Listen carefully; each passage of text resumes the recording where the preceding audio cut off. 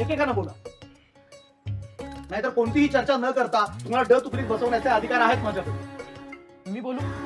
हा बोल. मला वाटलं होतंस तू बोलणार. तू आवाज आहेस ना या सगळ्यांचा. बोल. यो आमच्यावर अन्याय नाही का सर? म्हणजे असं अचानक अ मधनं उठवायचं आणि ड मध्ये बसायचं? अभिजित, हा प्रश्न विचारण्याचा कुठलाही नैतिक अधिकार तुला नाही, कारण तुझं नाव या यादीत नाहीये, बरोबर ना? मी प्रश्न विचारेन म्हणून माझं या यादीत नाव नाही की मी हुशार आहे म्हणून. अर्थातच तू हुशार आहेस म्हणून. अहो मग सर, या असली हुशार व्हायची संधी कोण देणार? तर तुम्ही गावातल्या पोरांनी यामध्ये ठेवलंय. अहो काही पोरांनी वाचायला बी येत नाही, एकमेकाचं बघून नाही तर कॉप्या करून पास होतात. मग आमच्यापेक्षा चांगली मार्क पडणारच की. अरे मग त्यांनी ज्यावेळी कॉप्या केल्या ना त्याच वेळी तुम्ही तक्रार करायला हवी होती. कसं आहे ना मधुकर, क्रिकेटमध्ये मॅच हारल्यावर किंवा जिंकल्याचे जाहीर झाल्यानंतर नो बॉलच होता, बॅटमध्ये स्प्रिंग बसवली होती, अशी फालतू कारणं देऊन नाही चालत, बरोबर ना?